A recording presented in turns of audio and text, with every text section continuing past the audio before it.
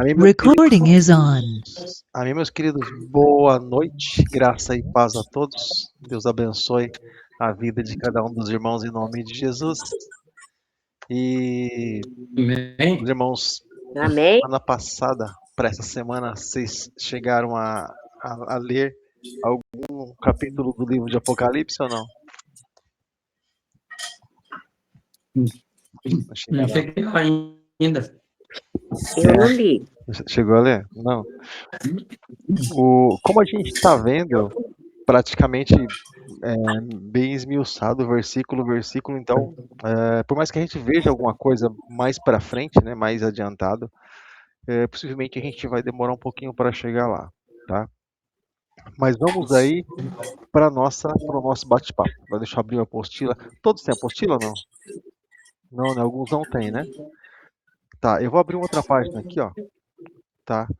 E vai entrar no WhatsApp. Vou entrar no WhatsApp aqui pelo notebook e daí eu vou buscar a apostila do versículo 1º, do capítulo 1º, e todos os versículos, tá? Eu vou compartilhar lá no grupo de teologia, tá bom? É o que a gente está abordando, né? Na minha tem alguns comentários extras, mas não se preocupe, a base é exatamente essa, tá legal? Só esperar abrir o WhatsApp aqui, daí a gente compartilha com vocês.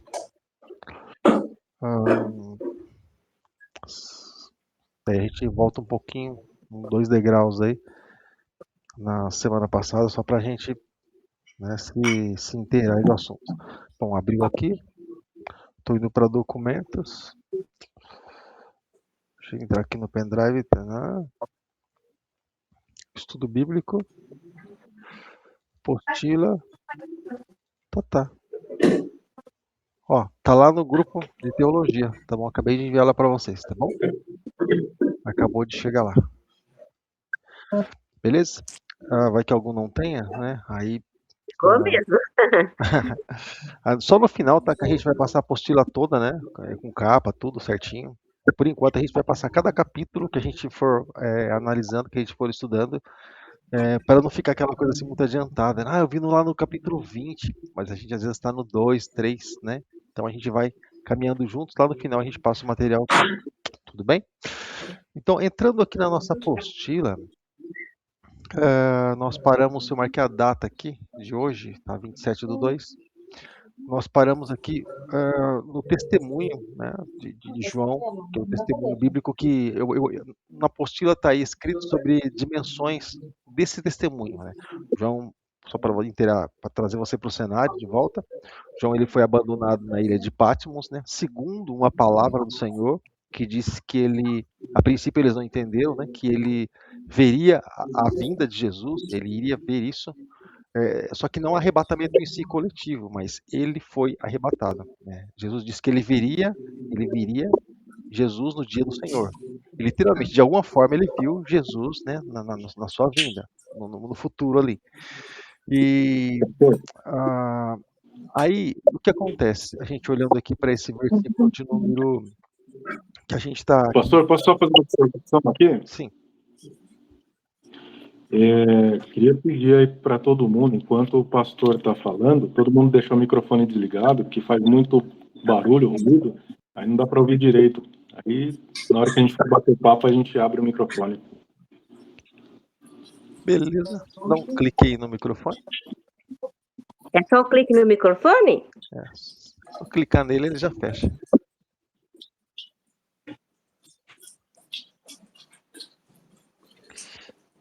Beleza? Então, eu quero comentar um pouquinho sobre a revelação de João, né? João, ele teve essa revelação, ele participou desse testemunho, ele viu, né, o dia do Senhor, e a mensagem de João, que João passou para aquelas pessoas amando de Jesus Cristo, foi o seu próprio testemunho, né? Ou seja, que testemunho do quê que João teve lá na ilha de Patmos? Ele foi arrebatado em espírito, qual o testemunho que ele teve lá? De uma vida comprometida, ou seja, quando a gente fala em vida comprometida, isso aí está na sua apostila, tá? A gente fala de fidelidade até as últimas consequências. No caso, o João, né? que por causa do evangelho ele foi abandonado na ilha de Patmos. Eu só quero fazer uma observação. Assim que você quiser falar, você pode levantar a mão, você pode abrir seu microfone e me interromper, tá? Só quero fazer um comentário aqui, porque João também fala sobre isso. Paulo também fala sobre isso, Pedro também. Cada vez que alguém deles comenta, os apóstolos, sobre eu sou perseguido por causa da palavra de Deus, sou perseguido por causa do evangelho de Jesus, estou preso aos pés da cruz de Cristo, fui açoitado tantas vezes por causa do evangelho. Então, cada vez que a gente ouve isso, não é assim a pessoa dizendo como quem diz assim, vai acontecer isso comigo. Não é essa a intenção, né? Trazendo assim para o sentido original do contexto, não é essa a intenção. A intenção, na verdade, é o orgulho que eles tinham, orgulho no bom sentido, né? Eles se sentiam honrados por isso, né? Em ser açoitados pelo evangelho, a ser, no caso Paulo, né, prisioneiro, se sentido preso aos pés da cruz de Cristo.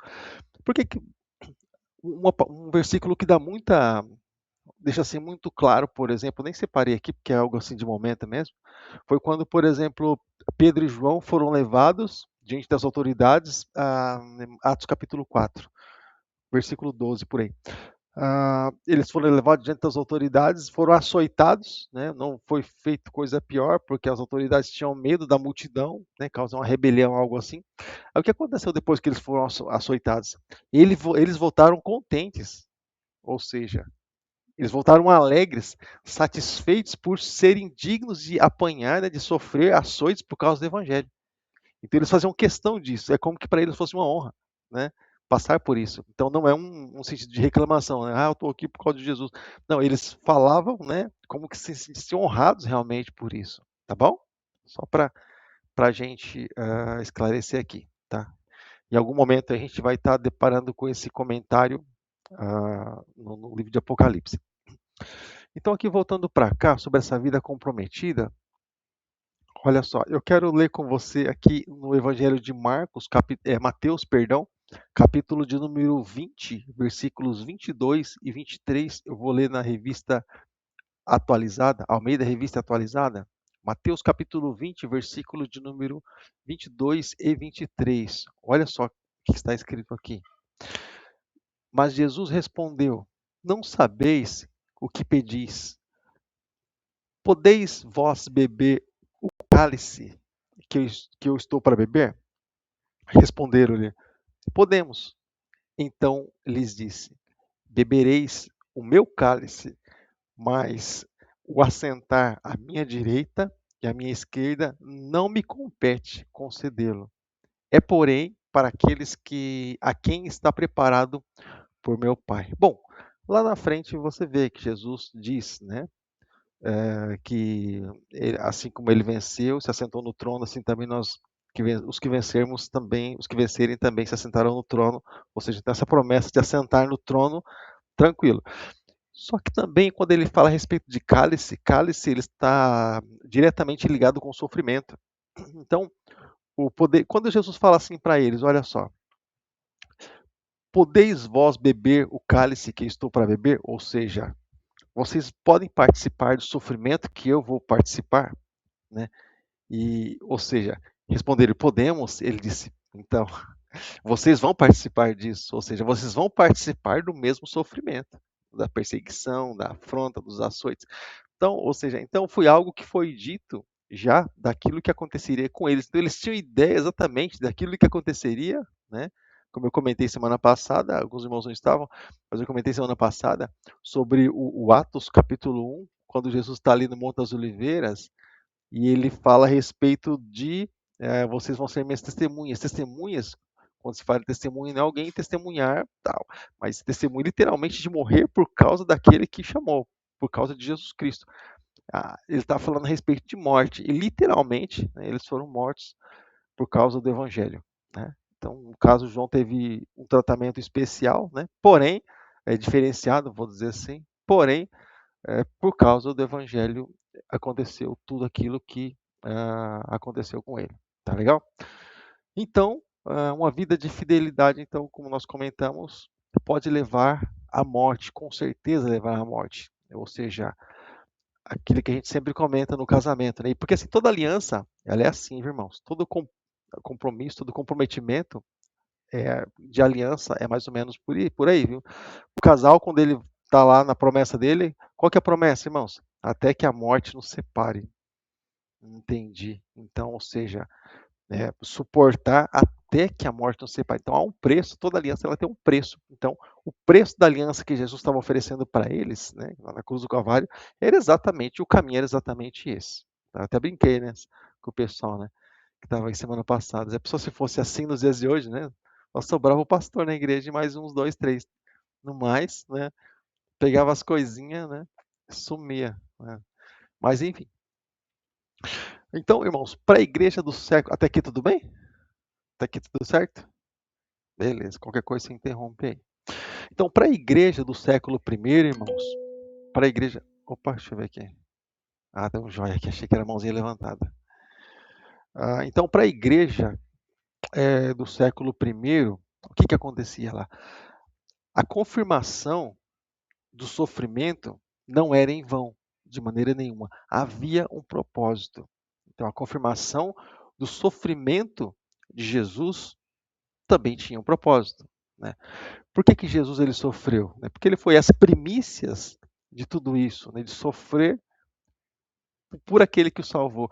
Ó, é, aqui em 1 Coríntios, capítulo de número 15, versículo de número 3, está escrito assim: Pois o que primeiramente lhe transmiti foi o que recebi, que Cristo morreu pelos nossos pecados, segundo as Escrituras. O sofrimento de Jesus tinha um propósito ou não tinha? Sim. Ele morreu pelos nossos pecados. Ele assumiu o nosso lugar. Né? Ele tomou as nossas dores. Né? Compaixão, misericórdia.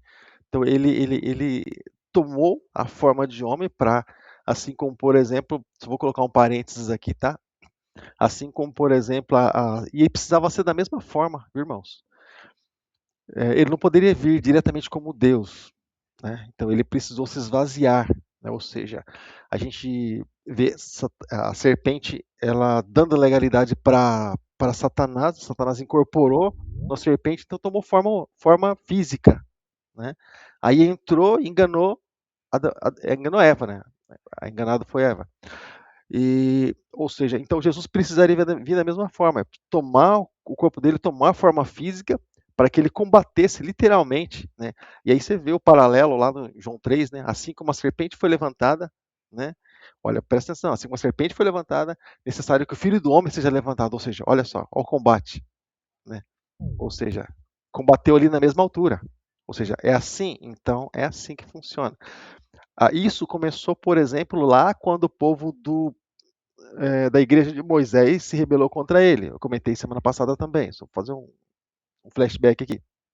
O povo está morrendo, né, por rebeldia no deserto, e Deus disse a Moisés: faça uma serpente, né, de bronze, coloca um haste de metal, e o povo que olhar para ela vai viver. Né? Ou seja, mas olha só que interessante.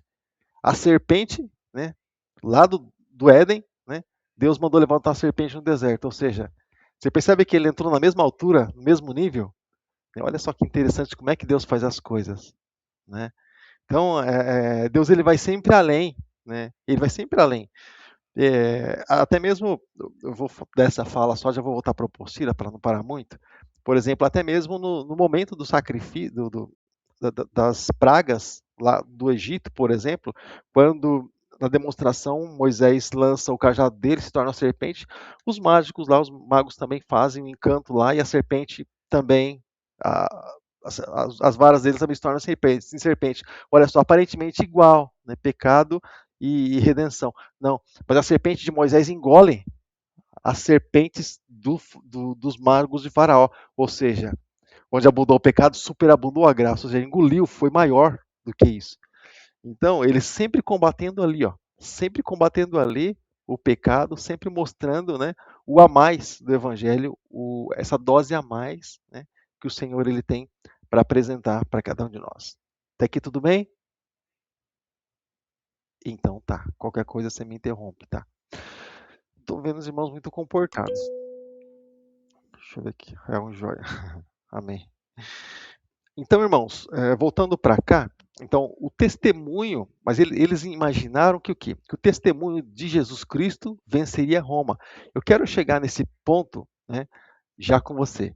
Porém, aqui, ó, por que que Roma jamais, isso eu gostaria de enriquecer com você esse bate-papo. Por que que, por exemplo, irmãos, pega essa daí.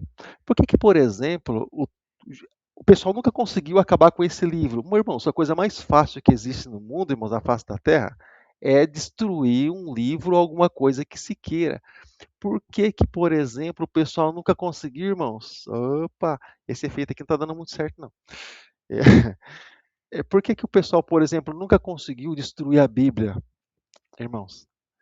É só um livro, vamos dizer assim, é isso que o povo fala, né? Ah, é só um livro. Livro aceita tudo. Se fosse só um livro, literalmente aceitaria tudo. Se fosse só um livro. Tanto que o que não era foi tirado de lado. Não aceita tudo. Você percebe? Olha só que interessante. Porque Jesus disse: a minha palavra é espírito e é vida. Então, ou seja, então a palavra de Deus, nós acreditamos que ela aberta é a boca de Deus falando, é o próprio Deus falando conosco. Vai captando aí. Ou seja, mas aqui na Bíblia diz também, olha só que interessante, em Apocalipse capítulo 19, versículos 12 e 13, porque a intenção deles lá no passado também era acabar com a Bíblia e com o testemunho dos apóstolos. Esse era o cenário que na época de João. Olha só, ah, Apocalipse capítulo 19, versículo 12 e 13, está escrito assim: seus olhos são como chama de fogo, e em sua cabeça há muitas coroas e um nome que só ele conhece, ninguém mais. Olha só, falando de Jesus Cristo. O sujeito aqui está em oculto, mas falando de Jesus Cristo. Está vestido com um manto tingido de sangue. E o seu nome é a palavra de Deus. Como que é o nome? Como que é o nome desse que está sentado no trono, irmãos? A palavra de Deus? Entendi. Então Jesus é a própria palavra. No princípio era o verbo estava com Deus e o verbo era Deus. Então, se as pessoas, se eles conseguissem acabar com a palavra, seja na Inquisição, seja na época dos apóstolos, seja no nosso tempo, eles teriam, é como se eles tivessem acabado, aniquilado o próprio Deus. Então você percebe que eles nunca conseguiram. Por quê?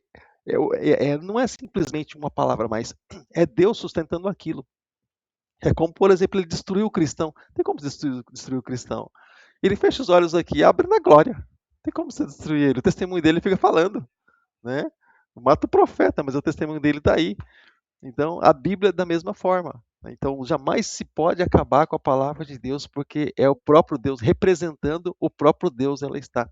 E isso, com certeza, eles jamais conseguiriam fazer. Mesmo com mão de ferro, agindo, né, com brutalidade, como se fazia tempo atrás, jamais poderiam fazer, porque estariam fazendo contra o próprio Deus e Deus deixando as coisas acontecerem. Você vê como Deus não deixa as coisas acontecerem, né? Deus, ele está no controle, tem um propósito. Tudo bem?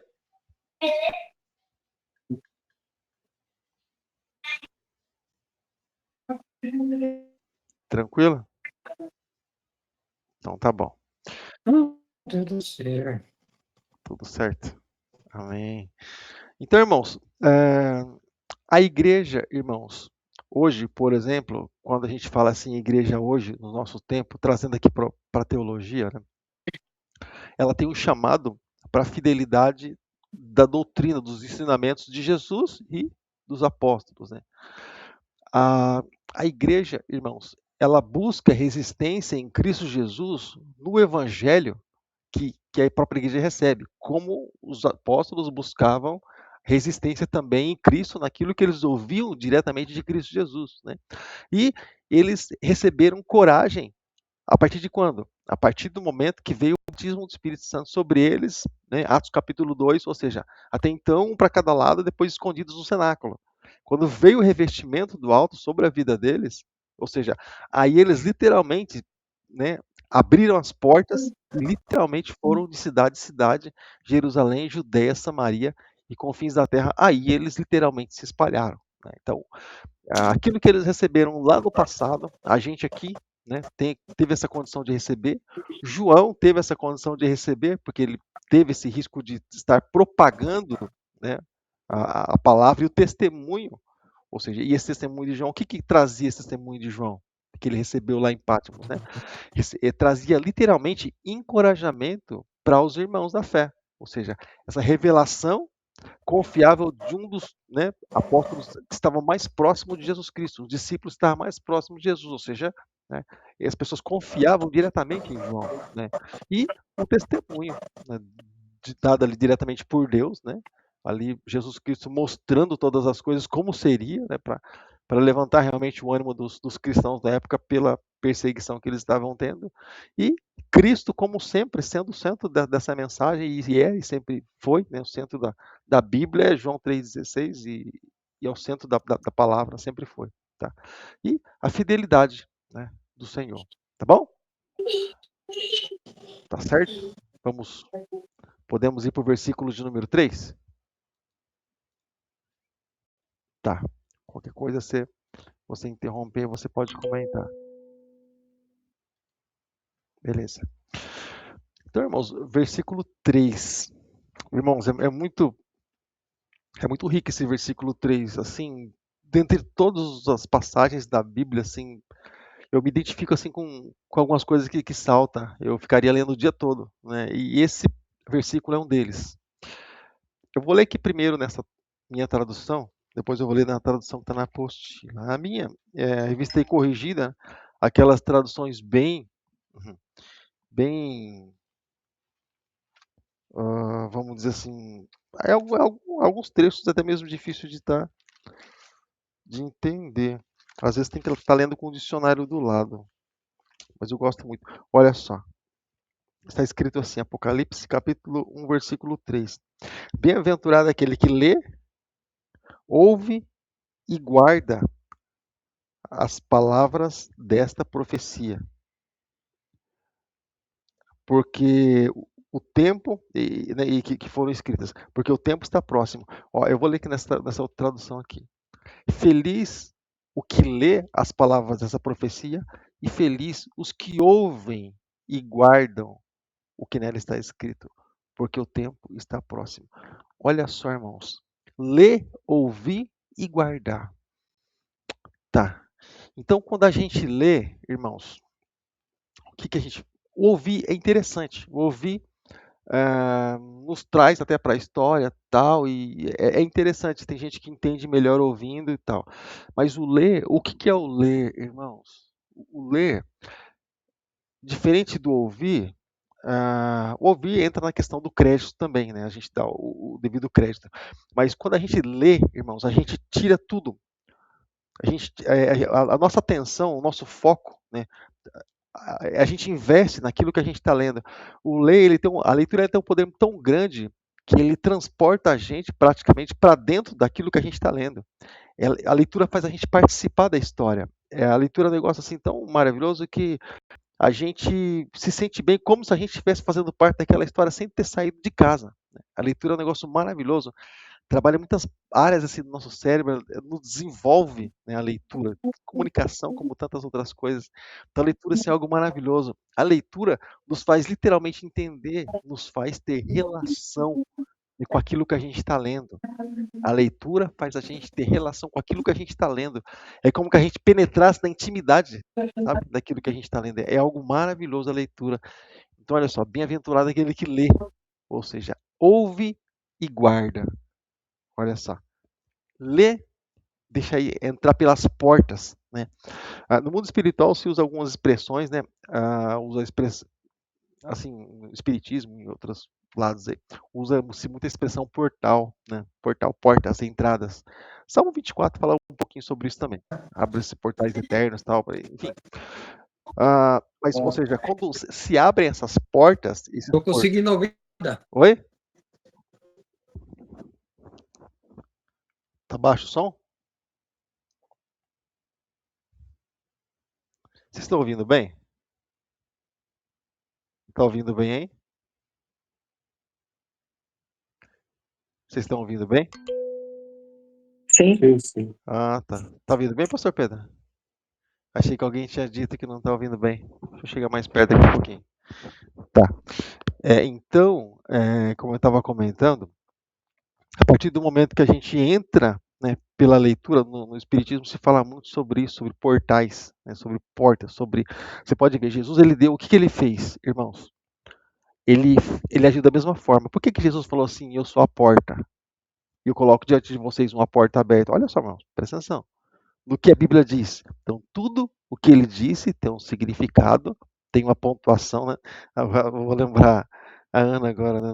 Nos cursos, ela fala sempre em pontuar, né? Pontuação. Né? Vou pontuar algumas questões aqui. Pontuar tal coisa, aquilo que você falou. Na psicanálise usa muito isso. Mas, enfim, então ele fala assim de portas, fala sobre portais, Jesus fala, né?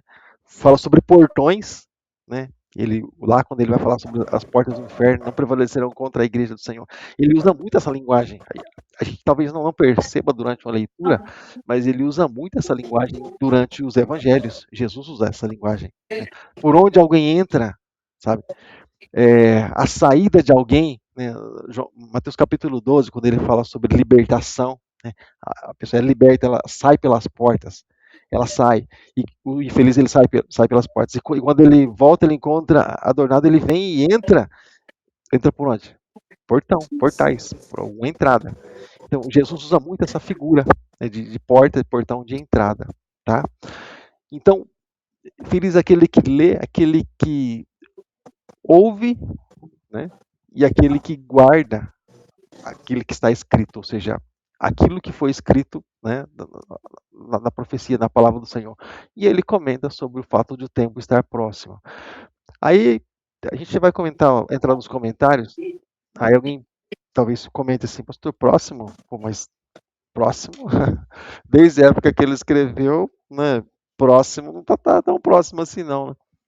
Tá, irmãos, para Jesus, né, que para ele como 1000 anos é como um dia, e um dia como 1000 anos, quando se fala assim a respeito da eternidade. Já comentei sobre isso aqui nos nossos bate-papos, né, nos nossos cursos, eu acho, de teologia, no nosso bate-papo aqui. Olha só, quando que a Bíblia começa a chamar de fim de tempos? Olha só. Hebreus capítulo 1, aqui no versículo de número, a partir do primeiro versículo, olha só. Hebreus capítulo 1 diz assim: havendo Deus antigamente falado muitas vezes e de muitas maneiras aos pais pelos profetas, a nós falou-nos nesses últimos dias pelo Filho. Falou quando? Nesses últimos dias. Então, olha só, já se começa a chamar de últimos dias, né, desde a época, né, em que essa carta estava sendo escrita diretamente ali para os hebreus. Então, quando a gente fala assim, por exemplo, em próximo, literalmente, para o Senhor, literalmente é um tempo próximo.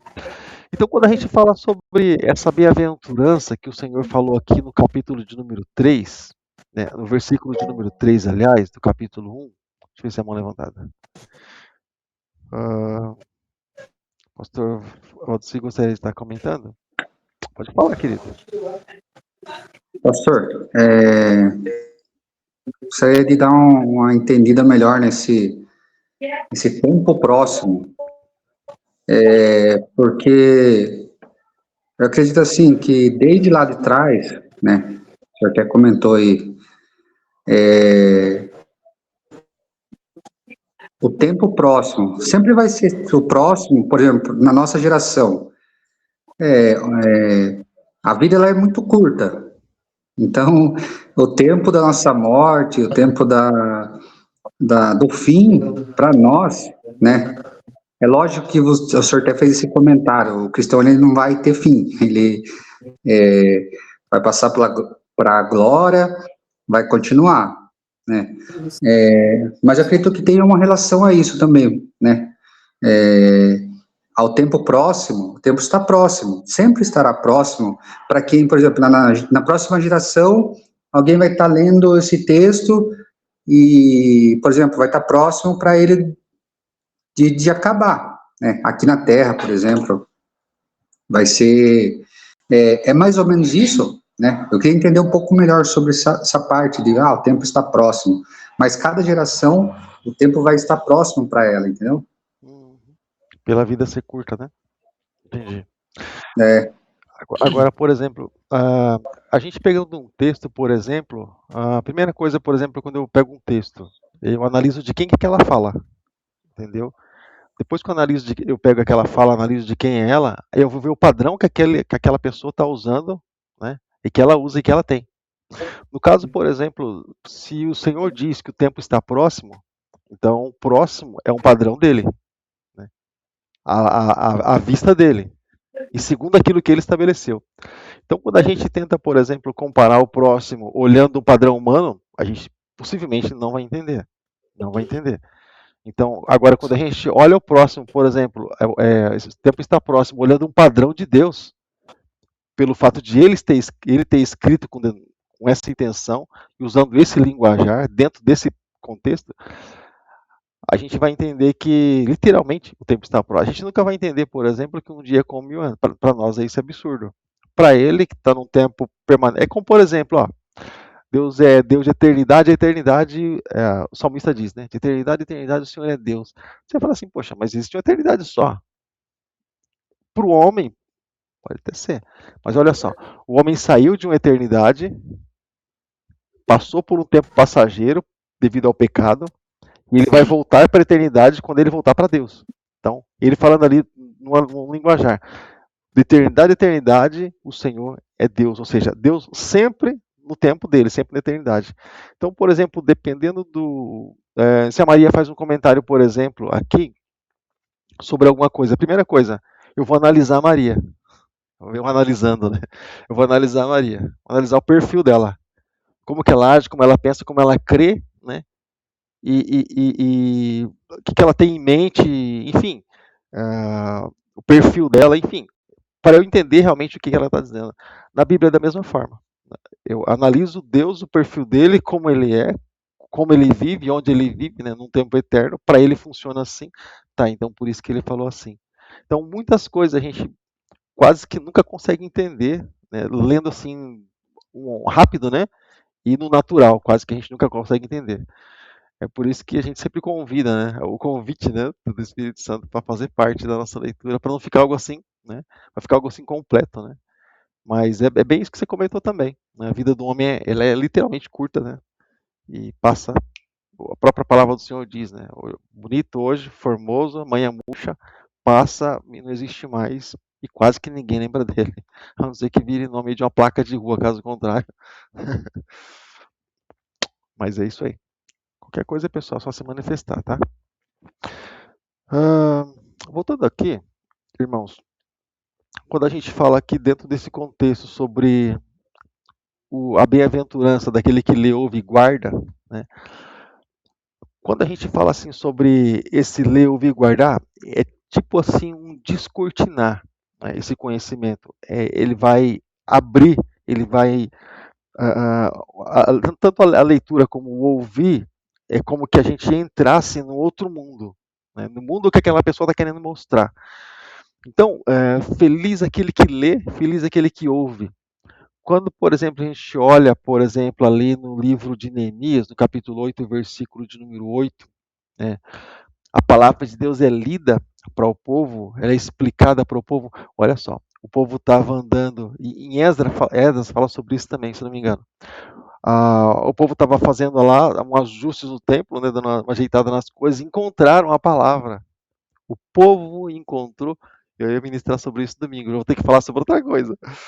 O, o povo encontrou a palavra, e a palavra foi lida para o povo. Olha só. E o povo foi de bom grado, ou seja, então abriu um novo horizonte, né? Abriu a mente do povo, por mais que, né, eles tinham lá Esdras, tinha Neemias, tinha os homens de Deus, né, os sacerdotes para instruir, mas agora literalmente, a palavra literalmente estava sendo lida para eles e explicada para eles exatamente como tinha sido escrito. Então, se quebra muitas coisas quando só pelo fato de a gente ler a palavra. Né, eu comentei aqui sobre o Lucas, né, um amigo irmão nosso, que faleceu pouco tempo atrás, que comentou que ia, né, eu comentei esses dias atrás, os crentes vêm em casa todo final de semana, deixa eles aí que eu vou destruir eles, né, vou ler a Bíblia de capa a capa, a hora que eles vierem aqui, eles vão ver só, eu vou dar uma surra de conhecimento nesses crentes aí, nesses cristãos aí. Irmãos, ele começou a ler a Bíblia, ele se converteu. Ele era espírita, ele se converteu de ler a Bíblia. Ninguém evangelizou ele, irmão, só de ler a Bíblia. Eu falei, olha como que funciona, olha como é que funciona. Então, eu participei do batismo dele, né? E a gente congregava junto, ele cantava, tocava, enfim.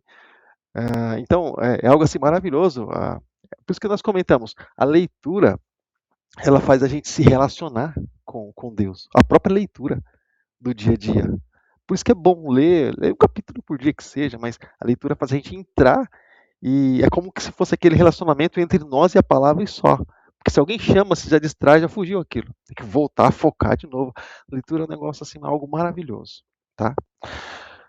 Voltando para cá, então quando a gente fala então sobre o fato de a pessoa ler, né, ela guardar as coisas que nela estava escrito. O guardar, irmãos, eu quero explorar um pouquinho essas palavras. O guardar é algo que, assim, só se guarda, por exemplo, aquilo que se tem valor, né? Ninguém guarda aquilo que não serve, aquilo que não tem importância nenhuma. O salmista diz assim: guardei a tua palavra no meu coração para não pecar contra ti. Ou seja, aquilo que tem é precioso, que é a tua palavra, eu guardei no lugar porque é mais precioso do meu corpo, de mim, né, que é o meu coração, para não pecar contra ti. Ou seja, ele fala sobre isso, porque para essa permanência diante do Senhor, então significa, e ele mostrando para nós ali a respeito da palavra, trazendo a palavra para o contexto, que somente a palavra, irmãos, faz com que a gente desvie das pedras, né, do caminho, né, chamado pecado, que a gente encontra de um lugar para o outro, no nosso dia a dia, né? Somente o ler, o ouvir, o guardar pode fazer com que a gente realmente venha permanecer firme, permanecer de pé, sempre motivado, independente das circunstâncias, né? Independente daquilo que vem aí sobre nós. A gente não tem ideia, irmão. Não vou adiantar aqui não, mas a gente não tem ideia, irmãos, do que vai acontecer daqui a 5 anos, se é que esses 5 anos eles vão chegar.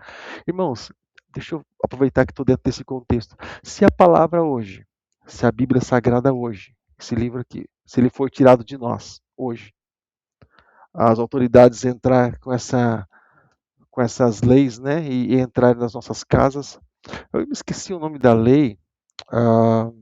Quando eu estou falando sempre sobre isso, eu acabo lembrando. Faz tempo que eu não falo sobre esse assunto. Mas, por exemplo, se nos Estados Unidos eu sei que tem, eles entram na casa das pessoas que acham que tem que entrar e, enfim, procuram aquilo que tem que procurar sem ordem, eles vão assim que eles fazem. Mas olha só, deixa eu falar uma coisa para você. Se a Bíblia for tirada de nós exatamente hoje, tá? O que nós vamos carregar, irmãos? O que de conhecimento que nós vamos ter? Se for tirado de nós hoje, o quanto nós vamos ter de conhecimento da Bíblia? Você já parou para pensar nisso? Então, pela proporção que a gente lê, ou por aquilo que a gente já ouviu, o quanto a gente tem condição de carregar até o fim da nossa vida? A gente tem condição de viver realmente por aquilo que a gente, né, que a gente se sustentou até hoje, se alimentou até hoje da palavra? Né? Então, porque ela está aqui, ela ainda está aqui, ela ainda está aqui, mas ela pode ser tirada, destruída jamais. Mas ela pode ser tirada de nós, como, por exemplo, os sacerdotes faziam na época da Inquisição e em outros tempos aí, as pessoas não tinham esse acesso, não tinham esse acesso.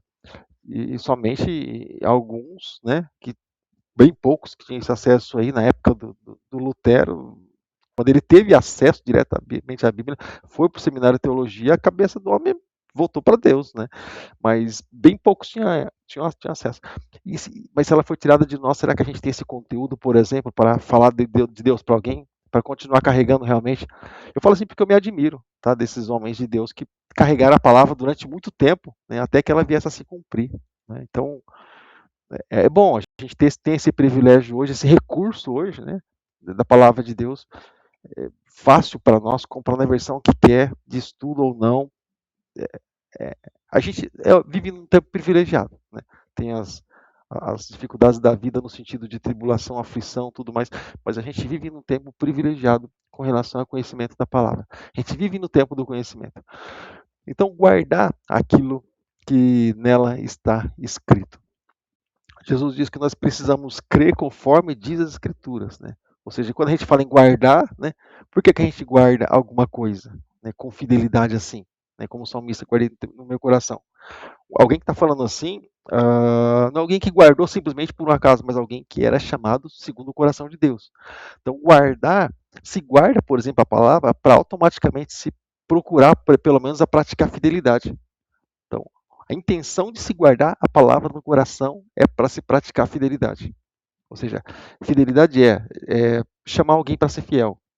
Né? E quando a gente fala em fiel, literalmente, irmãos. Eu tinha um amigo meu que era pastor também, né, na sede aqui, onde a gente congregava aqui na Vila Helena. E assim, entre nós, a gente tinha nossa ética, né, dali do meio, né, aquilo que se falava entre nós e entre nós, embora estivesse entre os irmãos e entre os pastores, mas a gente tinha assim, essa ética, né, nada se vaza, né, é comentário de nós, se falava entre nós, só isso, né, mas assim, e ele dizia assim pra gente, né, que ninguém, por exemplo, pode ser Moisés se ele não for o Josué. Ele diz assim, carrega água na peneira para alguém hoje, porque alguém vai fazer isso para você lá amanhã. Ele dizia assim. Ele chamava nós diretamente para fidelidade. Uma vez eu desmarquei viagem, irmãos, para um trabalho, por um evento que tinha aqui. Ele falou assim, eu quero te ver lá. Eu falei para a esposa, eu vou viajar. Como assim? Ele falou, quero te ver lá. A gente simplesmente se desfez, né? E a gente, eu fui lá no evento lá. Ele falou assim, a gente conhece soldado dessa forma, né? Ou seja, desfaz as malas, depois a gente pensa na gente. Mas o que a gente tem ideia, irmãos, quando a gente fala assim sobre palavra aqui agora?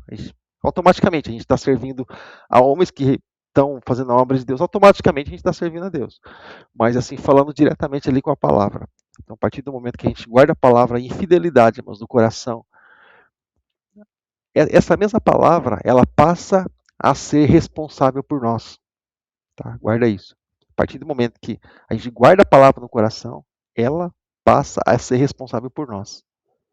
Então a gente não fica assim ao léu, a gente não está, fui prejudicado porque guardei a palavra. Ninguém é prejudicado por isso. A nossa fidelidade com a palavra traz o compromisso dela para nós também. É automático. E, forma uma aliança. Então quer dizer que a gente está cobrando fidelidade de Deus? A gente não precisa nem cobrar, irmãos. Deus ele é fiel e pronto. Ele é fiel. É a natureza de Deus, ele é fiel. Tá? Ele é assim. Ele é Deus. Vou para mais um ponto aqui, mais um tópico. Alguém quer comentar alguma coisa? Fica à vontade, querido. O café está gelando aqui.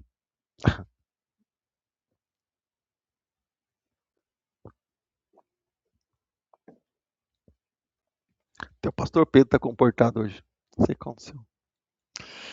Bom, então, irmãos, quando a gente fala sobre a proximidade do tempo, porque o tempo está próximo, quando a gente olha para a proximidade do tempo, nessa expressão, né, dentro do Apocalipse, a gente chama sempre, né, a gente fala final dos tempos, a gente fala sobre escatologia, né, sobre estudo do fim, né.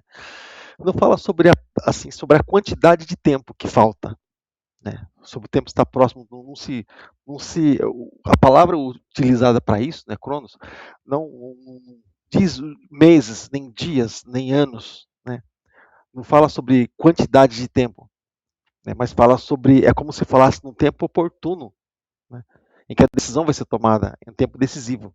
Então, quando se fala o tempo está próximo, ou seja, é como que alguém dissesse assim, ó, vai acontecer. Então, é um chamado por acontecimento. Tá?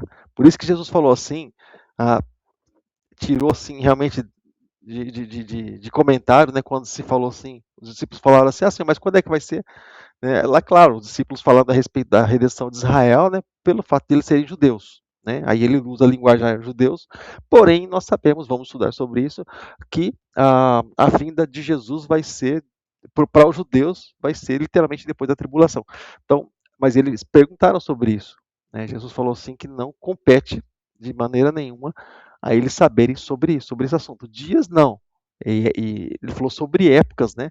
E falou sobre acontecimentos, mas nada de forma clara, ou seja, no momento oportuno, né? Isso realmente iria acontecer, tá bom? Então, daqui tudo bem? Então tá. Então o texto, irmãos, ele ele mostra para nós, o que ele mostra para nós esse texto aqui no versículo de número 3? A gente está falando a princípio do versículo 3, né? Ele mostra para nós um cumprimento, né? Mostra quando isso começou, e ele mostra a plenitude, a perfeição de Deus, mostrando que isso ainda vai acontecer. Ou seja, ele lançou para frente algo, né? Como quem diz assim, vai chegar lá. É como, por exemplo, quando Jesus ele veio, tá? Quando Jesus veio, qual foi o boato da época? Porque até então se ficou, é como se, vou voltar para Noé.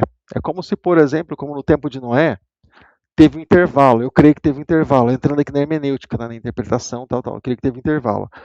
Fez a arca, tá? Deus, e aí? Bota os animais para dentro. Animais para dentro. Deus, e aí? Fecha a porta, o povo não quer entrar, fecha a porta. Fecha a porta.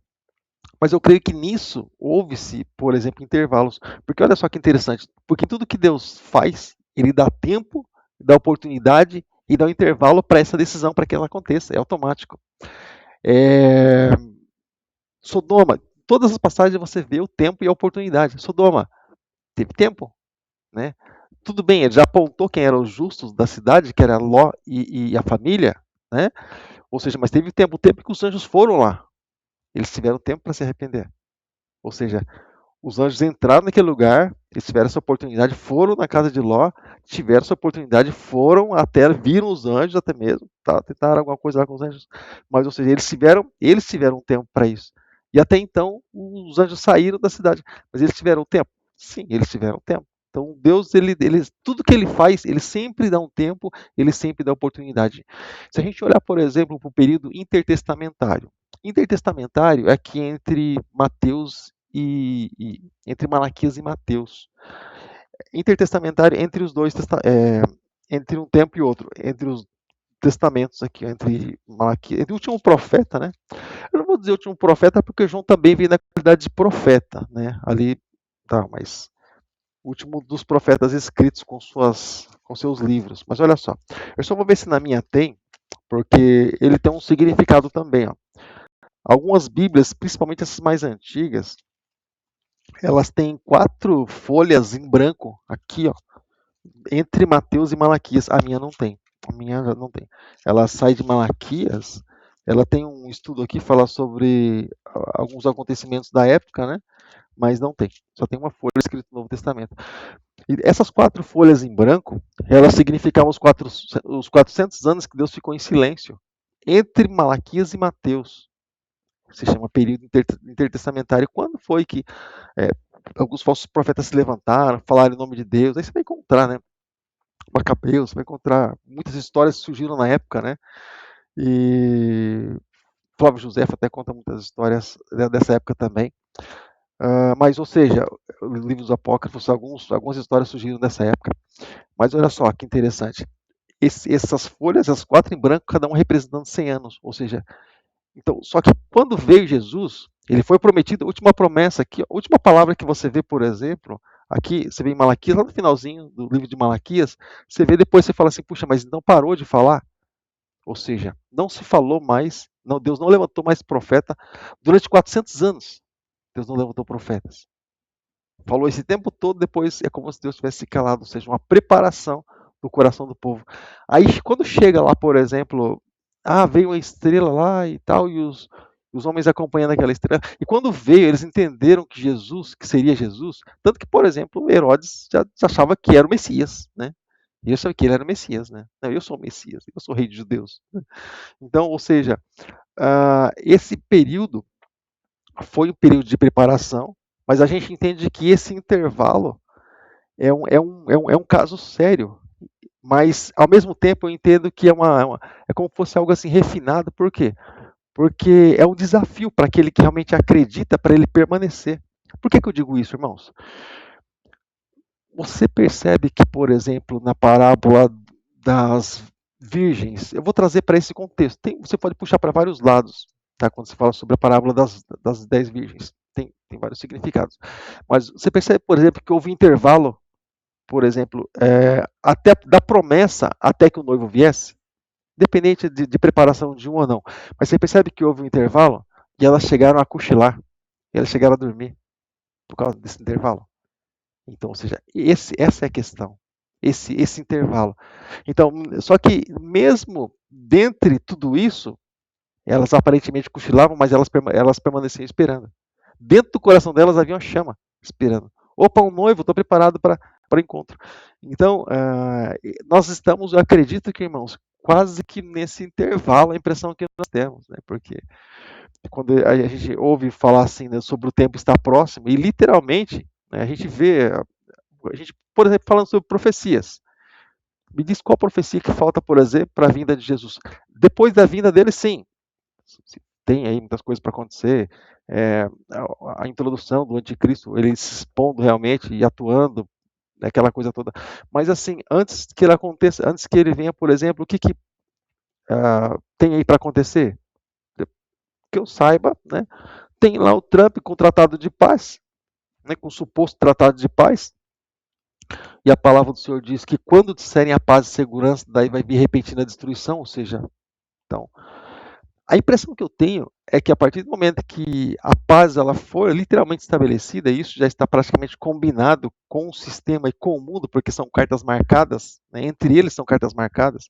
Eu sempre comento, nós temos a nossa regra de fé, nossa Bíblia, que é onde tudo vai acontecer para nós, mas eles também têm a cartilha deles, né? E eles precisam agir, por exemplo, porque a palavra ela vai se cumprir. Então o tratado de paz ele vai precisar acontecer. Vai precisar acontecer, está escrito que ele vai acontecer. Então, assim, o coração arde para a vinda de Jesus, por quê? Porque só se fala em paz hoje praticamente, né? É, paz aqui, paz ali, daqui a pouco alguém se levanta, mas ele encosta lá para um tratado novamente. Então, ele sabe exatamente tudo aquilo que tem para acontecer, ele sabe perfeitamente. Né? E eles estão atuando, né? Os líderes mundiais, eles estão atuando literalmente nessa paz. Eles sabem que o tempo está próximo. Tá? Voltando aqui, então, ler, ouvir, guardar. Tá legal? E a igreja primitiva, irmãos, eles tinham um consolo em meio à perseguição. Tá? Eles eram consolados devido à perseguição que eles passavam, que eles enfrentavam dia após dia. Tá? Então, aqui quando a gente olha, por exemplo, para João, por exemplo, qual foi o consolo de João abandonado na ilha de Patmos, servindo ao Senhor, entregando literalmente tudo aquilo que tinha, tudo aquilo que ele era, né? Entregou diante do Senhor. Eles tinham um consolo. Jesus, quando, por exemplo, antes de ir ao Pai, ele disse assim, eu vou, mas eu vou enviar outro Consolador. Eles ficaram com o consolo, eles ficaram com o Consolador, ficaram com o Espírito Santo. Mas eles precisavam desse consolo devido à perseguição. Pergunto eu, a igreja ela passa por perseguição hoje ou não? Sim ou não? Agora eu quero ver vocês. Qual a perseguição que nós passamos hoje?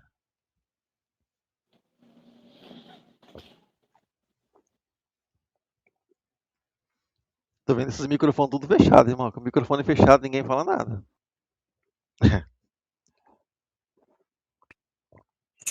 A perseguição nós já estamos vivendo, né? No país chamado Brasil, né? Nosso país, que se chama Brasil. O que era certo se tornou errado, e o que é errado se tornou certo. Então há uma oposição já muito grande. E eu acredito que os dias estão próximos mesmo, né? É como o pastor estava falando, né? Lendo o versículo 3, e eu tenho a Bíblia que é a King James, né? Ela diz, bem-aventurados os que leem, bem como os que ouvem as palavras desta profecia e obedecem às orientações que nela estão escritas. Por quanto tempo desses eventos estão às portas. Então, nós temos que permanecer na palavra do Senhor, guardá-la no nosso coração, porque todos os dias nós temos perseguições. É dentro de casa, é trabalhando, é no trabalho, é oposição o tempo inteiro. E o que nós temos que ter? É o amor, né? Porque o amor tudo pode, o amor tudo suporta, e nós estamos aguardando nesse dia. Mas é o que eu vejo aqui, por quanto tempo desses eventos estão às portas? E eu acredito que não vai passar a minha geração. Porque senão, se ele demorar, nenhuma carne vai se salvar. Porque vai ser muito forte, né, os dias, né? Amém, queridos? Se alguém quer comentar mais alguma coisa, fica à vontade. Eu creio que. Tá me ouvindo? Sim, estamos ouvindo. Eu creio que esses 430 anos aí que Deus ficou sem falar com o povo, ele já alertou o povo, conforme o pastor Paulo tinha falado aí, ele alertou o povo, já um pouco antes, aqui, né, se você ler em Amós, ele vai dizer que o povo ia ter fome e sede da palavra, e não ia ter quem pregasse, quem falasse. E eu creio que esse período, Deus estava falando com aquele povo de Israel, né? E Deus ficou tempo sem falar com eles, né? Até que viesse o Salvador nosso, né? Que é Jesus. Até que Jesus viesse à Terra. Então, assim, eu creio que, conforme foi dito aí, e é uma realidade, tudo que Deus vai fazer, ele avisa o homem, né? Mas o homem não escuta a voz de Deus. O homem, ele é distraído, conforme quando Jesus veio, o próprio povo lá de Israel não acreditou, porque eles estavam pensando que ia vir quem? Um guerreiro, um homem que ia guerrear por eles, um homem que ia destruir lá os reis, né? E não aconteceu dessa forma. Ele veio com todo amor, ele veio, né, para os humildes, ele veio levantar os humildes. Então, assim, até nos dias de hoje, o evangelho está banalizado justamente porque as pessoas estão distorcendo a palavra de Deus, né?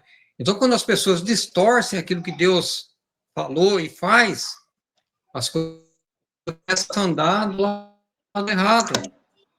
E as pessoas não conseguem caminhar diante do evangelho, né? E a gente pode ter certeza, mas, assim, Jesus, ele falou para os discípulos dele que ele não sabia, nem ele sabia o dia nem a hora que ele ia voltar, né? Mas conforme diz a palavra do Senhor, os nossos dias são curtos na terra, passa rapidinho, né? Então, assim, eu creio que quando fala lá, quando a Bíblia diz que o reino dos céus está, o reino do Senhor está próximo, o reino está próximo. Eu creio que está próximo, sim, porque, conforme a gente diz, né? Agora a gente está com vida aqui, está falando, está conversando, mas daqui a 5 ou 10 minutos, não sabemos, né? Tudo está na mão de Deus. Então, assim, a partir do momento que a pessoa parte dessa vida aqui, Cristo já voltou para ele. Ele não vai ter outra oportunidade. Então, a nossa oportunidade é agora, né? A oportunidade nossa é agora, porque a vida voa. Então, ali, conforme João foi ali na ilha de Patmos, e a ilha de Patmos significava retiro, refúgio, né? Era um lugar de refúgio. Então, Deus ali falou com ele as coisas que ainda iam acontecer na nossa época. E muitas coisas que foi falado lá, está acontecendo, né? Estamos vendo as coisas acontecendo aí de uma forma que as pessoas não acreditam. Porque as pessoas falam assim, desde a época do meu pai, da época do meu bisavô, fala que Cristo ia voltar e até hoje ele não veio, né? Mas isso não é uma coisa para nós se preocupar. Nossa preocupação é permanecer firme com a palavra de Deus. Isso é para nós. Vamos permanecer firme. Meu irmão?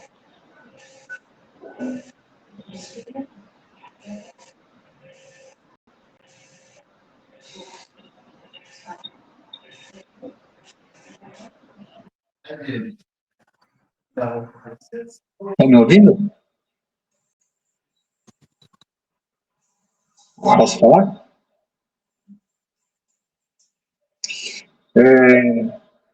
Tá dando microfonia, acho que é seu.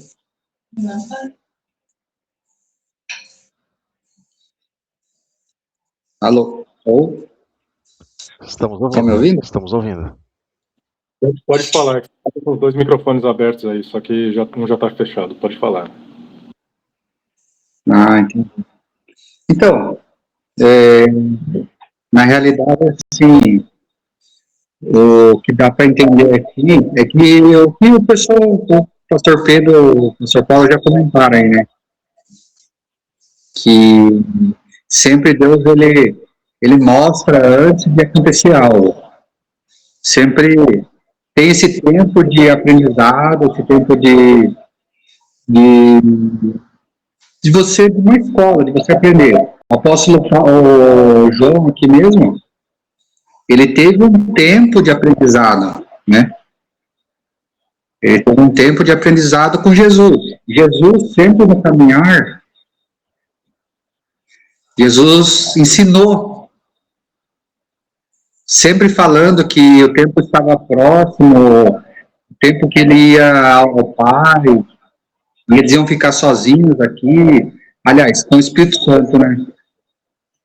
Mas assim, a gente pode ver que o apóstolo João, o Espírito Santo foi suficiente para ele não negar sua fé, para ele não desistir, não desanimar. E aí a minha pergunta é, será que no nosso tempo o Espírito Santo é suficiente se nós perdemos a palavra de Deus, né? Porque eu vejo que talvez não seja, né? Assim, olhando superficialmente assim para a vida assim de muitos cristãos até, né? Que tem até o Espírito Santo, né? Porque para João ficou o Espírito Santo. A palavra foi, que a palavra era Jesus. E ele mesmo assim, ele continuou, né, testemunhando. E para nós, será que por isso que é interessante a gente ouvir, guardar e ler a palavra, né? E mesmo assim, eu acredito assim que se nós perdemos dela, daqui 1 ano, 2 anos, somente o Espírito Santo não será capaz para nós.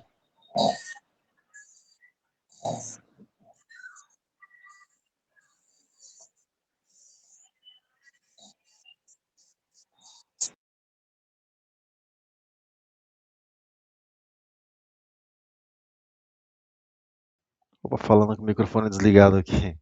Amém, irmãos? O Espírito Santo. Então, tudo que falando em ser o suficiente, só pegando esse gancho, né? Falando assim em ser o suficiente, o homem ele se completa com muitas coisas, né? Não que eu digo assim, digo eu, não o Senhor, tá? Eu creio assim que não que o Espírito Santo não seja o suficiente, né? Se eu disser, por exemplo, que o Espírito Santo não seja o suficiente, eu vou estar limitando a ele e a quem enviou ele. Agora, por exemplo, eu creio assim que o homem, a partir do momento que quanto ele mais se apega a coisa, você percebe que ali ele pegou alguns sentidos nossos, né? Ler, ouvir e guardar. Então, ele não só leu, ele não só ouviu. Então, o ser humano, por exemplo, no Jardim do Éden, ele tinha Deus, tinha a presença do próprio Deus. Ou seja, era o suficiente? Com certeza era. O que faz, por exemplo, algo deixar de ser suficiente para nós? Aquilo, na verdade, não deixa de ser suficiente. É suficiente em nós. Não incapacita Deus. Mas nós limitamos quando, por exemplo, ali como o Jardim do Éden, por exemplo, quando eles passaram a dar a Eva passou a dar ouvido para outras coisas. Então, ou seja, criou um limite. A gente sempre comenta, né? Deus é do tamanho que a gente acredita, né? E do tamanho que a gente levanta ele.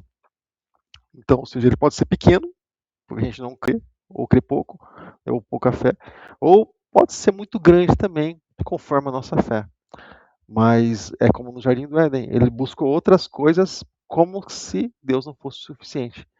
Então, nós fazemos ou não ele ser suficiente para nós, né? Nós fazemos ou não, nós impedimos, na verdade, ele, pra você ter ideia, de fazer algo em nós. Ele, pelo fato de ele respeitar a nossa liberdade. Não tiramos o poder dele, mas impedimos no sentido de fechamos a porta e não damos consentimento, né? E ele age dentro de uma liberdade, né? E nisso eu creio que a palavra sendo tirada, por exemplo, é menos recurso. Eu vou ter mais recurso, por exemplo, assim, eu sempre comento, quanto mais recurso, melhor. Ah, eu lembro quando eu tocava bateria, assim, só trazer aqui para você.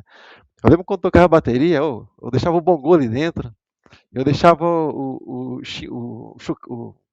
chimbal ali dentro, eu deixava o carrilhão ali dentro.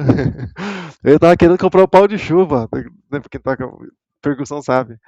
E assim, eu usava no chimbal, eu usava o pandeiro meia-lua para chimbal, para bateria. Ele tem uma travinha, você trava lá, você usa ele junto com o chimbal.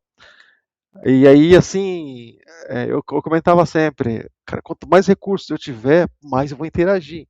Quanto mais eu tiver entretido com isso aqui, meu, para mim, só que se eu tiver uma peça só, cara, aquilo pode me distrair. Eu tô aqui, quer dizer, não tem mais nada, eu tô aqui também desligado. Aqui não, aqui eu posso brincar, eu posso interagir, eu posso.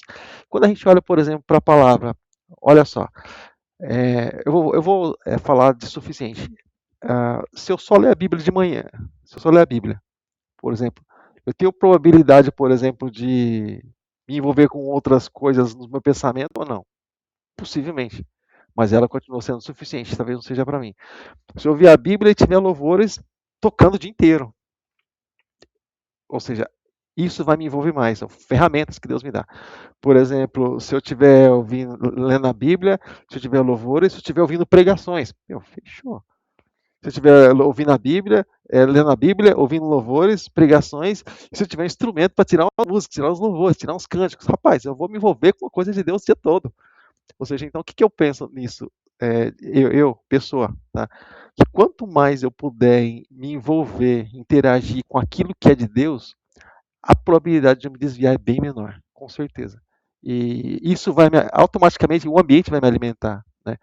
Então, por exemplo, é como hoje, por exemplo, quando que as pessoas elas deixam Deus, uh, diminuem Deus dentro dela, quando aquilo passa a não ser mais o suficiente a ponto delas buscarem outras coisas para satisfazer. Olha só, olha que interessante. Elas primeiro começam deixar de ir ao culto. Uma partezinha ali ficou para trás. Depois começa a deixar de louvar. Entendi. Depois começa a deixar de ler a Bíblia, ou seja, ir tirando os recursos, as ferramentas que Deus dá. E automaticamente ela se vê só.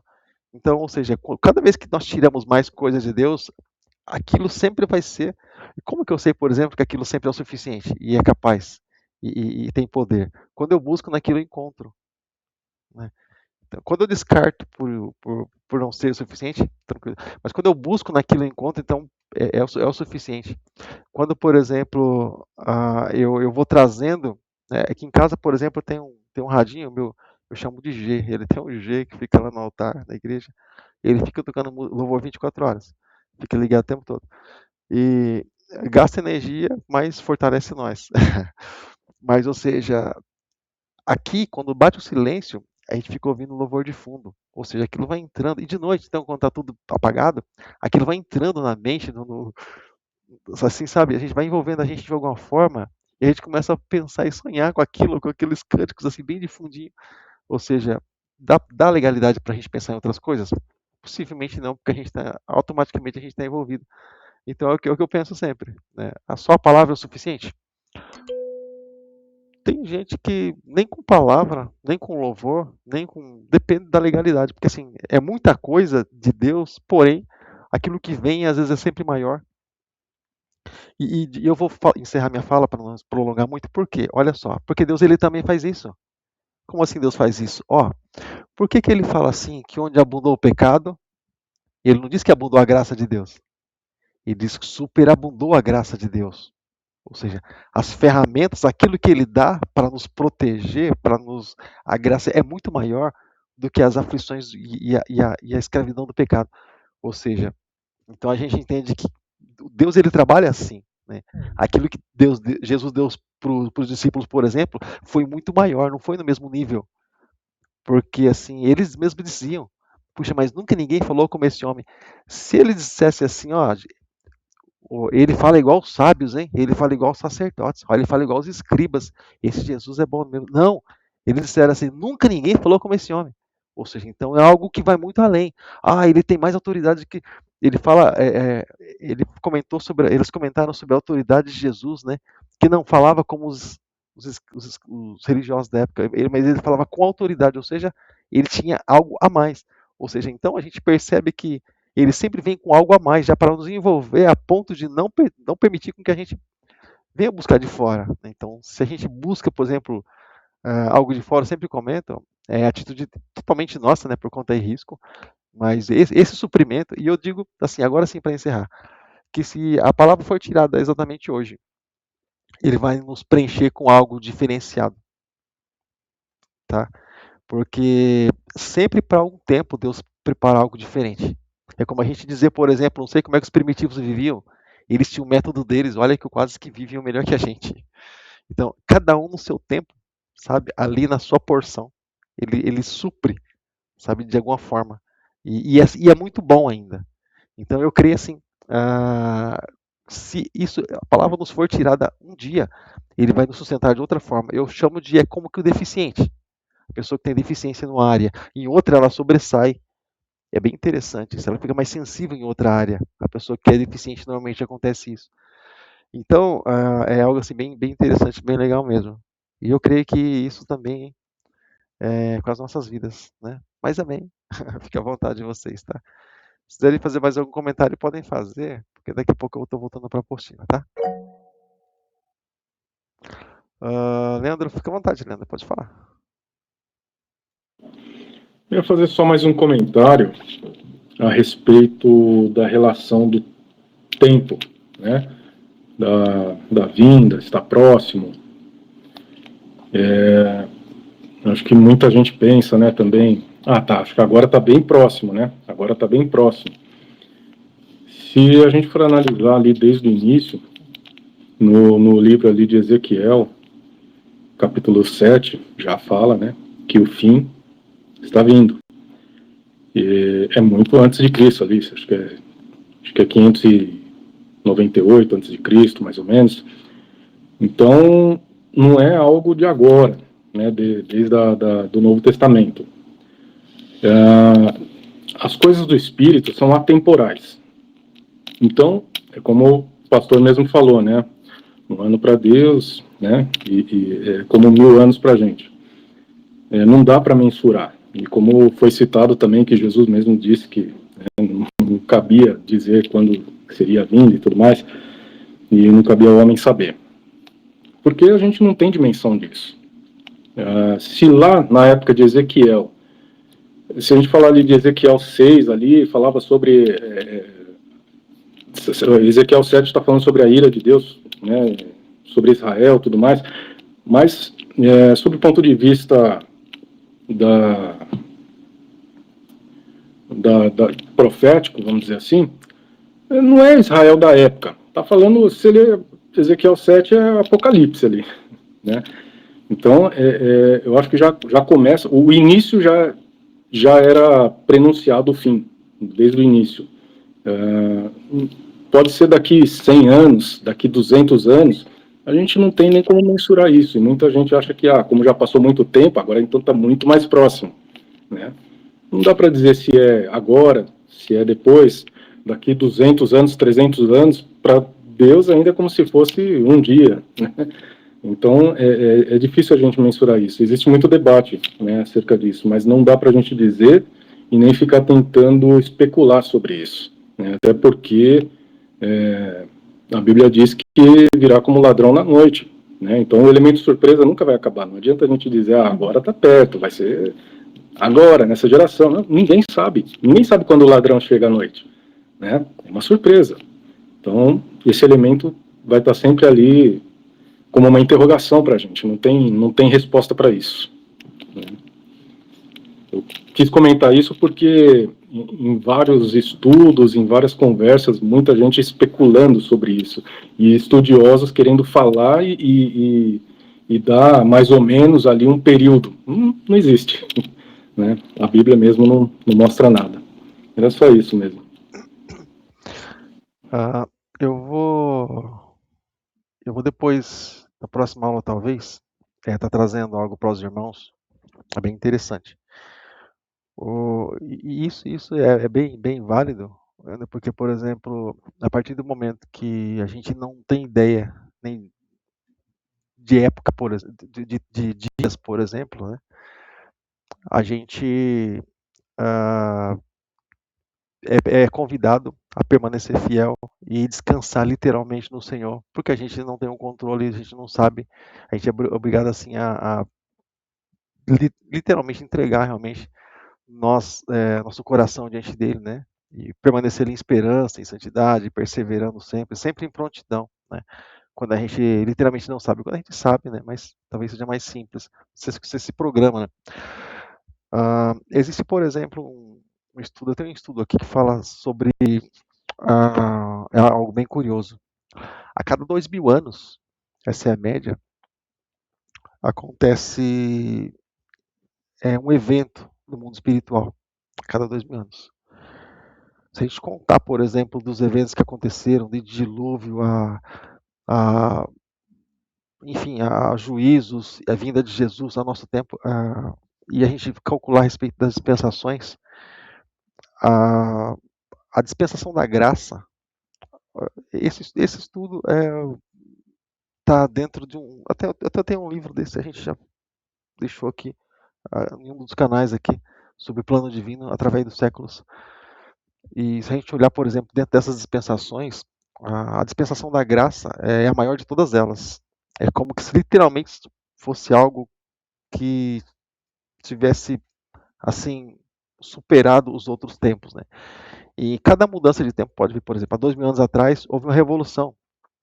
Há 2.000 anos atrás, essa transferência, essa transição, melhor dizendo, entre graça e lei, né? Houve uma revolução na época. E até hoje ainda alguns comentam sobre graça e lei, né? Mas disso para cá, por exemplo, 2.000 anos. Mas eu vou trazer semana que vem algo assim mais de forma mais explicada, mostrando assim sobre algumas datas e alguns eventos que aconteceram nesses períodos, né?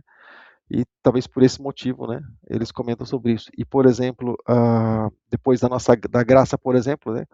Entrando na questão de dispensação, entra o milênio, né? E é tribulação, claro, período curto, né? Depois entra aí o milênio, né? Entra o juízo, enfim. Lá no final só a gente vai ter a eternidade, assim, algo pleno, literalmente, com todas as coisas, se é que eu posso usar a expressão resolvidas. Mas é bem interessante mesmo.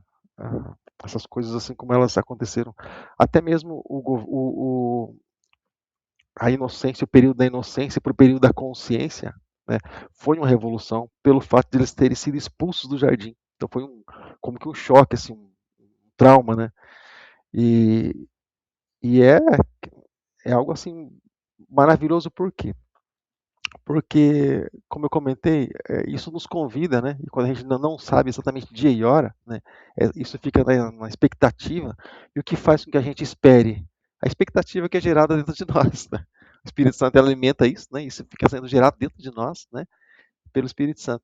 Agora, por exemplo, quando aqui, fiquei trabalhando hoje, é até perigoso isso, trabalhando hoje pensando, né? Em cima de moto pensando, né? Sobre reino, sobre algo que prevalece, né? Sobre domínio.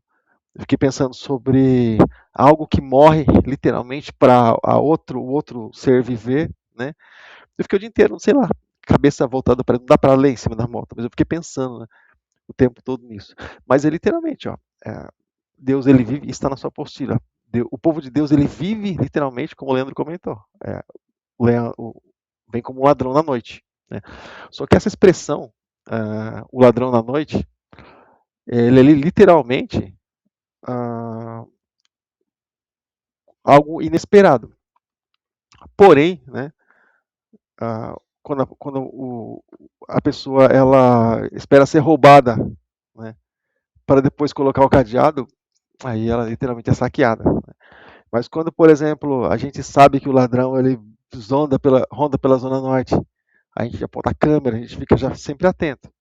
Ou seja, né, ele pode até passar por ali, mas agora quando a gente fala assim, por exemplo, em Jesus Cristo, olha só, por mais que ele usa a expressão ladrão, olha só que interessante. A gente sabe que ele vai vir. Ou seja, um ladrão nunca avisa quando ele vai vir. Jesus, embora não tenha dito, olha, eu vou vir tal dia, nem tal hora, mas ele disse assim, eu vou vir.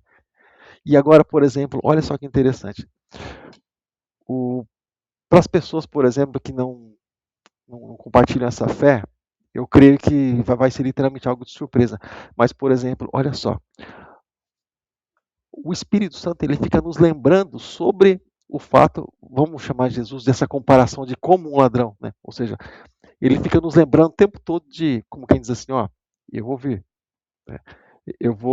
A gente olha para essas injustiças, não, Jesus vai vir e tal coisa. Então, tudo em nós, o Espírito Santo, ele nos faz lembrar da vinda de Jesus.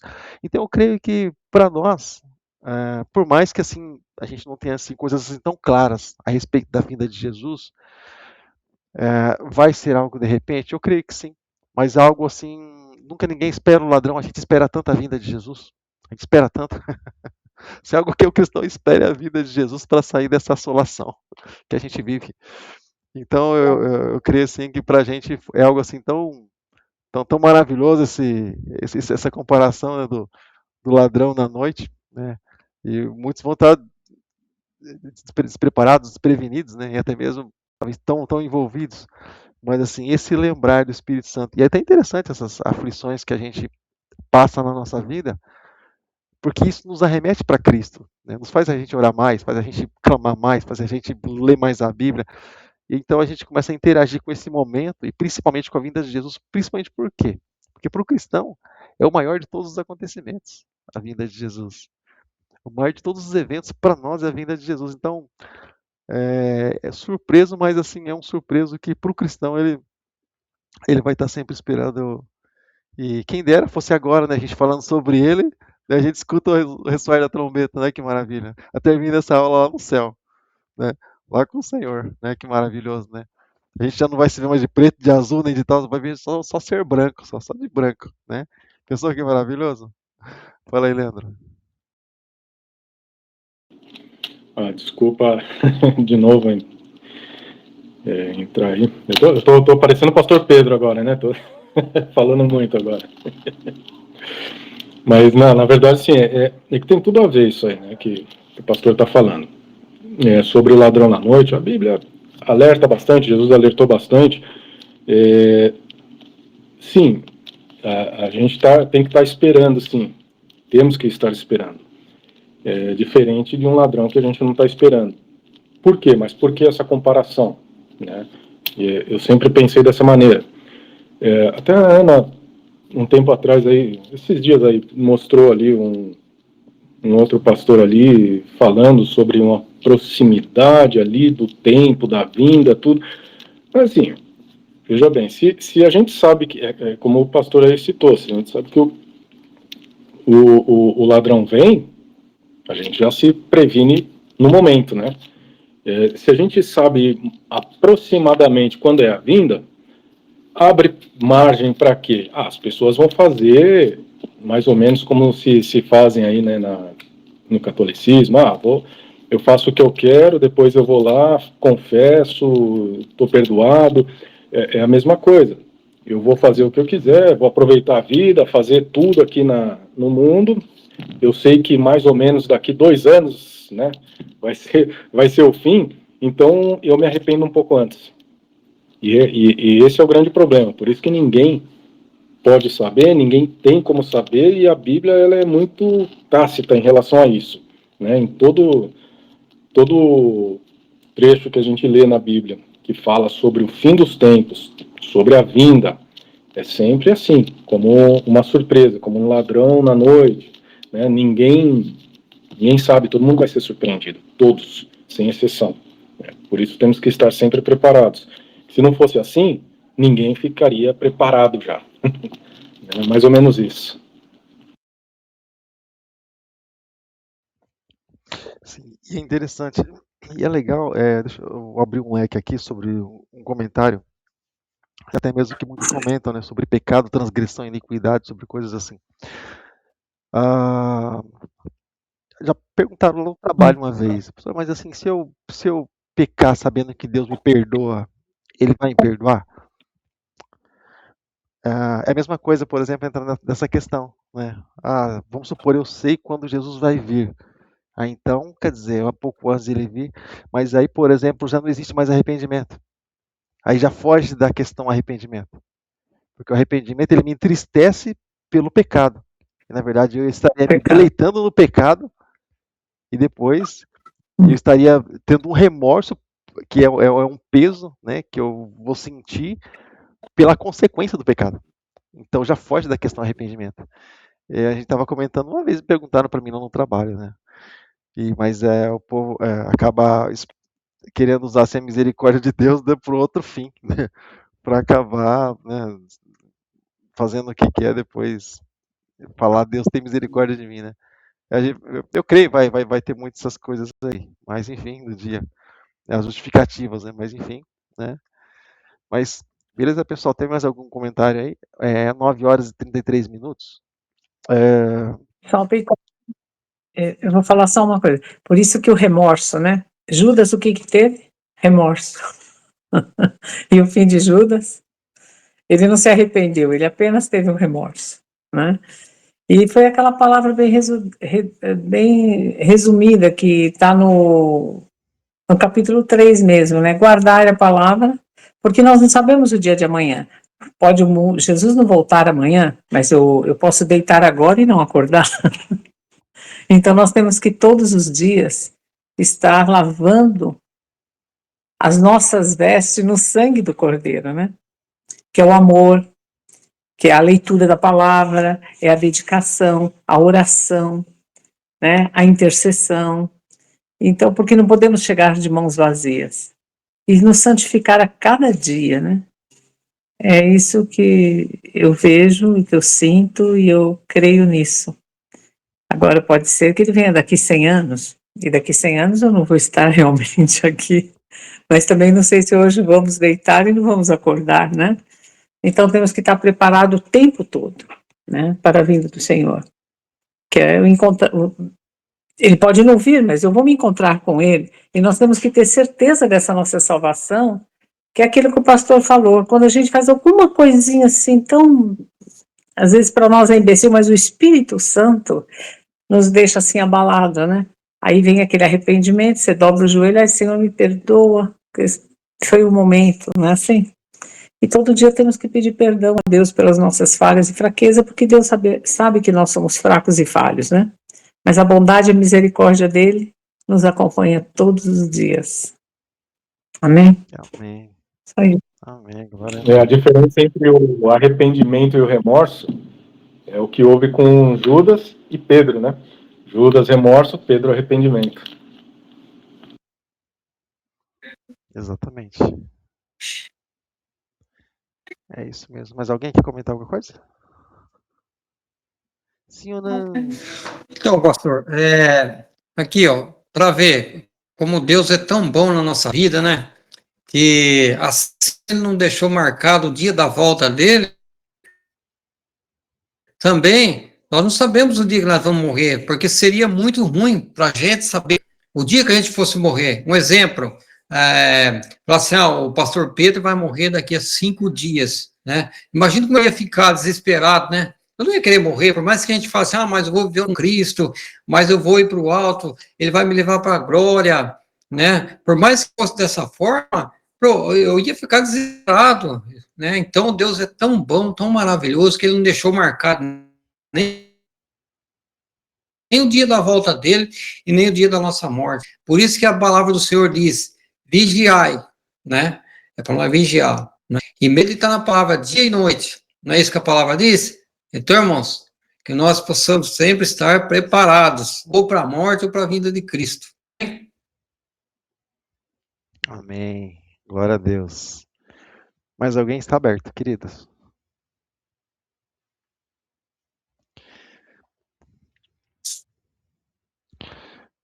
Amém, querido? A gente vai estar dando encerramento então, tá bom? Semana que vem eu vou estar trazendo aquele cronograma lá sobre acontecimentos de época em época, né? Também um pequeno mapa sobre as dispensações. Aí a gente vai estar entrando diretamente no versículo de número 4, tá bom? Se puder estar vendo alguma coisa lá também, você fica à vontade, tá? Ou até mesmo na apostila, né? Alguns comentários que foram colocados aí, tá bom? Fique à vontade, tá bom? Aí semana que vem aí você vai ter bastante comentário para fazer. Tá bom, querido? Deus abençoe. Um abraço, tá? Obrigado por tudo, obrigado pela participação, pelo carinho, pela confiança. Fiquem com Deus. Um abraço, povo de Biúna. Amém, boa noite. Fique com Deus. Paz. Paz com Deus. Noite.